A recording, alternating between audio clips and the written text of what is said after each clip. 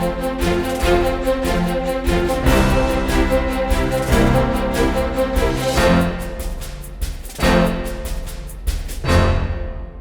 IQ IAS Hindi में आप सभी का स्वागत है। मेरा नाम है मनीष श्रीवास्तव और मुद्दे की बात कार्यक्रम में आज हम बात करने वाले हैं ASI के पूर्व महानिदेशक मतलब डायरेक्टर जनरल रहे आर्कियोलॉजिकल सर्वे ऑफ इंडिया के बीबी लाल, उनका हाल ही में निधन हो गया है, उनके बारे में। ये जो है बहुत ही खास पर्सनैलिटी है क्योंकि इन्होंने बाबरी मस्जिद के नीचे जो राम जन्मभूमि के जो अवशेष हुआ करते थे उनके ऊपर शोध किया था जब ये ASI के जो है डायरेक्टर हुआ करते थे। बाद में चलकर सुप्रीम कोर्ट में भी जब राम जन्मभूमि मामला जब गया था तो उसमें इन चीजों को आधार बनाया गया था। तो ये काफी जो है फेमस पर्सनालिटी रहे उस समय के, तो उनके बारे में हम बात करेंगे। 101 वर्ष के थे, इनका जो है जन्म 1921 में हो गया था और अभी हाल ही में निधन हुआ है। ASI के बहुत जो है जाने माने जो है डायरेक्टर जनरल रहे। बहुत सारी बुक्स इनकी सरस्वती, भगवान राम के ऊपर भी लिखी, राम, तो वो भी जो है काफी फेमस रही। सारी चीजों को आज देखते हैं कि इनसे जुड़े हुए क्या क्या चीजें, क्या क्या अपडेट आपको एग्जाम्स में आ सकते हैं और इनसे जुड़ा हुआ, क्योंकि ASI एक बहुत ही इंपॉर्टेंट ऑर्गेनाइजेशन है।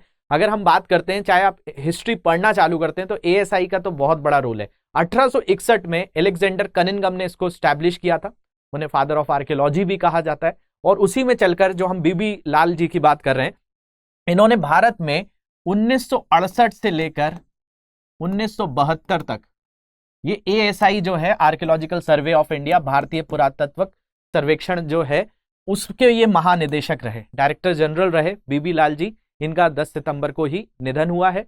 तो 101 वर्ष के हुआ करते थे। तो बहुत अच्छे से इनके बारे में समझेंगे। इनको जो है 2 राष्ट्रपतियों के द्वारा सम्मानित भी किया गया है, बहुत सारी पुस्तकें लिखी हैं। इसके अलावा यूनेस्को की जो समिति होती है उनके भी ये सदस्य रहे। तो देखते हैं इनके बारे में। 101 साल की उम्र हो गई थी। इनका जन्म बताया जाता है 2 मई 1921 को हुआ और इनकी मृत्यु जो है 10 सितंबर 2022 में हुई। और क्या क्या इनकी प्रमुख चीजें हैं बीबी लाल जी की, तो जैसा मैंने बताया कि जन्म जो हुआ है, इनका जन्म झांसी में हुआ था और बाद में जो है दिल्ली शिफ्ट हो गए थे और दिल्ली में ही रहे। इसके बाद जो है चीजें बताई गई कि इन्होंने जो है मॉर्टिमर व्हीलर जो है, अगर आप इंडियन हिस्ट्री पढ़ेंगे तो आपको बहुत सारे इतिहासकार के नाम आते हैं। कहीं पर आप व्हीलर का नाम पढ़ेंगे, कहीं पर विंसेंट आर्थर स्मिथ का नाम पढ़ेंगे। तो मॉर्टिमर व्हीलर के अंदर इन्होंने ट्रेनिंग भी की थी। आर्कियोलॉजिकल सर्वे ऑफ इंडिया के डायरेक्टर जनरल तो सीधे नहीं बनते हैं, पहले बहुत सारी चीजें जो है, आप कोई भी डिपार्टमेंट ज्वाइन करेंगे तो सीधे डायरेक्टर तो बनेंगे नहीं। तो इन्होंने बहुत सारे लोगों के अंदर ट्रेनिंग ली, जिसमें मॉर्टिमर व्हीलर का नाम जरूर जो है याद रखेंगे। इसके अलावा जो है आपकी बहुत सारी ऐसी साइट्स थी, जैसे कि आप सरस्वती रिवर के बारे में पढ़ते हैं, उसके ऊपर इन्होंने बहुत सारे लेख लिखे। इसके अलावा जो आर्यन की सेंट्रल एशियन थ्योरी है, जब आप पढ़ते हैं वैदिक एज, वैदिक काल पढ़ते हैं, तो वैदिक काल में जो लोग थे उनको आर्यंस कहा जाता, आर्य कहा जाता था। तो आप पढ़ेंगे कि भाई आर्य सबने अलग अलग जो है थ्योरीज दी हैं कि भाई आर्य कहाँ से आए। तो जो सबसे ज्यादा एक्सेप्टेड थ्योरी होती है जिसको कहा जाता है सेंट्रल एशियन थ्योरी, मतलब कि जो आर्य थे वो मध्य एशिया से आए थे विस्थापित होकर। तो उस चीज को इन्होंने नकारा था। ये भी इनकी बहुत बड़ी एक उपलब्धि थी और इन्होंने बहुत सारे लेख भी लिखे, बहुत सारी पुस्तकें भी लिखी। लेकिन इनकी 2 बुक बहुत फेमस हुई, 2002 में आई हुई सरस्वती और 2008 में आई हुई भगवान राम के ऊपर, राम करके थी, जिसमें बहुत सारी चीजें ऐसी हुई कि जिनके ऊपर इन्होंने जो है जो एक पिलर थ्योरी दी थी, जो खंभ मिले थे वहां पे, वो बताए गए थे कि मस्जिद से मिलते जुलते नहीं है, उस पर भी बात करेंगे। तो यहां पर मैंने आपको बताया कि ये 2 राष्ट्रपतियों से सम्मानित थे। 2000 में इन्हें पद्म भूषण मिला था, तब हमारे राष्ट्रपति थे KR नारायण। और 2021 में जब रामनाथ कोविंद जी थे, अभी तो द्रौपदी मुर्मू जी हो गई हैं, तो 2021 में इनको पद्म विभूषण से भी ये नवाजे गए थे।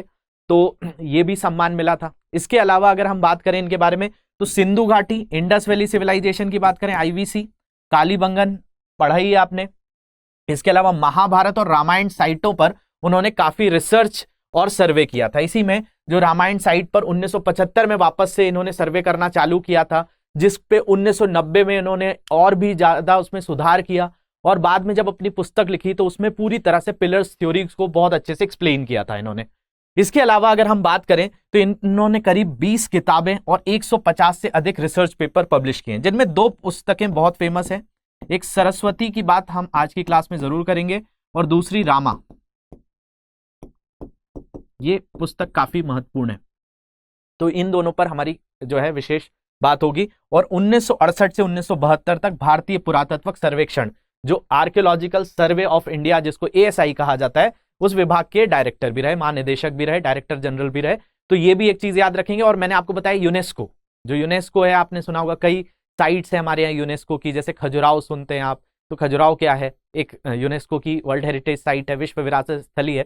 तो ये समितियां ही तो डिसाइड करती हैं कि किसको पुरातात्विक स्थल बनाना है या नहीं बनाना है, तो उसके भी ये सदस्य रहते। तो काफी बड़ी हस्ती है ये पुरातत्व जगत से, मतलब आर्कियोलॉजिकल डिपार्टमेंट में अगर बीबी लाल जी का नाम आता है तो बहुत ही ज्यादा सम्मान के साथ लिया जाता है। और भारत के अंदर एक बहुत बड़ा जो विषय रहा राम जन्मभूमि का, उसमें भी इनका बहुत बड़ा जो है काम रहा। बीजेपी ने जो मंथन पत्रिका थी उसमें भी इनके आर्टिकल्स को बहुत यूज किया था, क्योंकि आप पढ़ेंगे तो बीजेपी का एक जो है जो उनका मैनिफेस्टो हुआ करता था, उसमें राम जन्मभूमि एक बहुत बड़ा जो है एक उनका जो कार्य के अंतर्गत उन्होंने किया था कि ये चीज हम करवाएंगे। जैसे कश्मीर मुद्दा आप सुनते हैं, तो राम जन्मभूमि भी मुद्दा रहा। तो इनके बहुत सारे लेखों को उन्होंने जो है साक्ष्य के तौर पे माना। बाद में सुप्रीम कोर्ट ने भी उस चीज को जो है माना है, तो वो भी हम देखेंगे। तो ये याद रखेंगे कि भाई ये यूनेस्को की समितियों में भी शामिल रहे। किनके बारे में बात करें, बीबी लाल जी, जो भारत के अंतर्गत जो सबसे बड़ा हमारे आर्कियोलॉजी का जो डिपार्टमेंट है एएसआई, उसके महानिदेशक डायरेक्टर जनरल भी रहे। और झांसी में, उत्तर प्रदेश के अंदर झांसी में जन्म हुआ, बाद में दिल्ली की तरफ आए और दिल्ली में ही रहे। और बहुत सारे इन्होंने किताबें तो बहुत सारी ऐसी लिखी जिनको जो है हिस्टोरिकल पॉइंट ऑफ व्यू से, जैसे आर एस शर्मा की थ्योरी जो सेंट्रल एशियन थ्योरी थी, उस पर इन्होंने अपने तर्क दिए कि क्यों ऐसा नहीं है। जैसे हम हिस्ट्री पढ़ते हैं तो हिस्ट्री में हम अलग अलग लोगों के बारे में पढ़ते हैं कि भाई जो बाल गंगाधर तिलक थे उन्होंने कहा कि आर्य आर्कटिक के पास से आए, तिब्बत के पास से अलग अलग लोगों ने बताया। तो ऐसी जो है आप सब हिस्टोरियंस का अलग अलग वे देखेंगे। अगर इंडस वैली सिविलाइजेशन आप पढ़ते हैं, सिंधु घाटी सभ्यता, तो सिंधु घाटी सभ्यता के बारे में आप पढ़ेंगे कि इसके पतन के कारण, डिक्लाइन के रीजन क्या थे। कोई इतिहासकार जैसे व्हीलर का अलग मत था, इस जो है स्मिथ का अलग मत था, तो सबने अलग अलग दिया। किसी ने बोला फ्लड आ गए हैं, बाढ़ के कारण ये सभ्यता खत्म हो गई, किसी ने कहा क्लाइमेट चेंज के कारण जो है यहां पर ये सभ्यता खत्म हो गई। तो ये अलग अलग विचार थे कि आर्य ने आकर यहां पर जो है इनको हटा दिया। तो इसके ऊपर भी जो है बीबी लाल जी ने एक बहुत इंपॉर्टेंट चीज जो है की थी। इनका कहना था जो ऋग वैदिक काल के लोग थे वो आर्य, ऋग वैदिक काल में जो भी लोग देखने मिलते हैं वो सिंधु घाटी सभ्यता के ही लोग थे, ये कहीं से नहीं आए, सेंट्रल एशिया से नहीं आए। तो मतलब इस तरह की थ्योरी भी इन्होंने दी थी। तो ये भी एक चीज याद रखेंगे। और हाल ही में जो इनको ये मिला है 2021 में पद्म विभूषण, ये जरूर याद रखिए, क्योंकि कई बार जो पर्सनालिटीज जिनकी डेथ होती है एग्जाम्स में इस तरह के क्वेश्चंस आपको जरूर पूछे जाते हैं कि इनको हाल ही में क्या मिला था, पद्म भूषण मिला था, पद्म विभूषण मिला था। तो उस तरीके से याद रखेंगे। रामनाथ कोविंद जी से मिला था और 2000 में भी जो है इनको सम्मानित किया गया था के आर नारायण के द्वारा। इसके अलावा जो मैं बता रहा था, इनकी जो बहुत फेमस बुक रही 2002 में आई थी, जिसका नाम क्या था, the Saraswati flows on the continuity of Indian culture. आप जब पढ़ेंगे सप्त सैंधव काल, सप्त सैंधव काल ऋग्वैदिक काल के शुरुआत में, तो यहां पर भी सिंधु नदी के साथ साथ जो इंडस रिवर है उसी को सिंधु कहा गया, वितस्ता, ये सारे नाम, अस्किनी आप पढ़ेंगे। ये जितने आप इंडस रिवर सिस्टम्स में आज रिवर्स पढ़ते हैं कि भाई इंडस रिवर है, चेनाब रिवर है, झेलम है, रावी है, ब्यास है, सतलज है। तो उन्होंने जो है उस समय सरस्वती का भी इंपॉर्टेंस हुआ करता था, ये सप्त सैंधव रीजन कहलाता था। तो उसी के ऊपर इन्होंने ये बुक भी लिखी थी, flows on the continuity of Indian culture. और इसी में बताया था कि भाई ये जो हड़प्पन काल के जो लोग हुआ करते थे ये यहीं पर रह गए थे, और फिर जो है वहां से एक दूसरी सभ्यता चालू हुई जो थोड़ी सी शहरी सभ्यता नहीं थी। वैदिक काल को अगर आप पढ़ते हैं और इंडस वैली सिविलाइजेशन को पढ़ते हैं तो दोनों में एक अंतर यह है, एक अर्बन सिविलाइजेशन है, एक रूरल सिविलाइजेशन है, मतलब एक शहरी सभ्यता है, एक थोड़ी सी ग्रामीण सभ्यता है। तो उन्होंने जो सेंट्रल एशियन थ्योरी है कि भाई जो आर्य थे वो मध्य एशिया से आए, उस चीज को नकारा था अपनी किताब 2002 की सरस्वती में।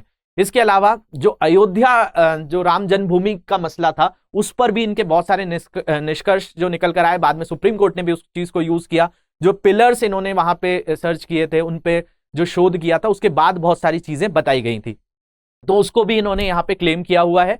इसके अलावा अगर हम बात करते हैं तो लाल ने 1975 में रामायण स्थलों का पुरातत्व शीर्षक से एक और परियोजना शुरू की थी। इसमें इनको कई जगहों से वित्त पोषित किया गया था, मतलब कई जगहों से फंडिंग मिली थी, जिसमें जीवाजी यूनिवर्सिटी भी थी, एएसआई ने भी इनको सपोर्ट किया था।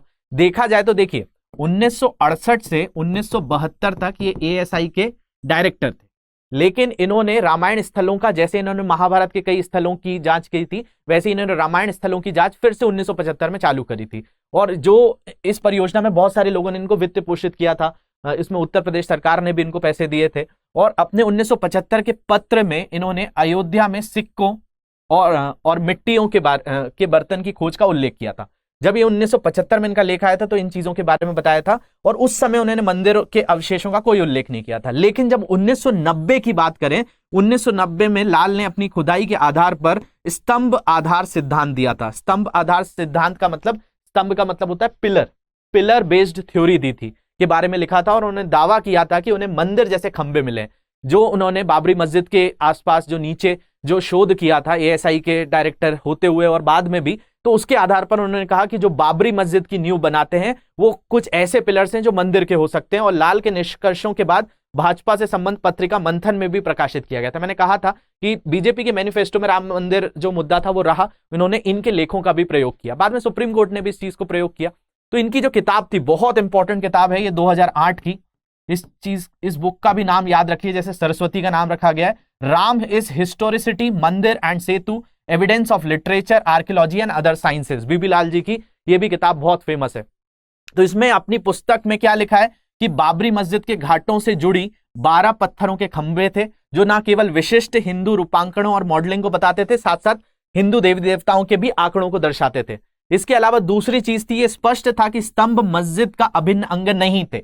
मतलब जो मस्जिद का ढांचा हुआ करता था, जिसको डिमोलिश बाद में कर भी दिया गया, बाबरी मस्जिद की बात की जा रही है, बल्कि इसके लिए विदेशी थे। मतलब ये फॉरेन पार्टिकल्स थे। जैसे कोई स्ट्रक्चर बन रहा है तो उसका एक अभिन्न अंग नहीं हुआ करते थे, जो खंबे इन्होंने खोजे थे। इसके अलावा इसको बाद में कोर्ट ने भी जो एक्सेप्ट किया था, मंदिर जैसे खंभों को, उनके सिद्धांत को 2002 में अदालत द्वारा भी नियुक्त उत्खनन दल के व्याख्यात्मक ढांचे के रूप में मान्यता दे दी गई थी। और बाद में जब सुप्रीम कोर्ट ने जो है इस डिसीजन दिया, तो वो भी जो है इनका ही बहुत सारी आर्कियोलॉजिकल सर्वे के ही जो डेटास थे उनके आधार पर उन्होंने चीजें बात करी थी। तो वो भी जो है बीबी लाल जी की एक, बता सकते हैं कि उनके द्वारा जो परिश्रम किया गया था उस समय, वो बाद में काम आया था। तो होप ये चीज आपको समझने आई होगी। और भी कोई डाउट्स हैं तो इन सोशल मीडिया हैंडल पे मुझसे जुड़ सकते हैं। इस लेक्चर की पीडीएफ ऊपर दिए गए टेलीग्राम ग्रुप से डाउनलोड कर सकते हैं। Thank you very much for watching this. Have a great day.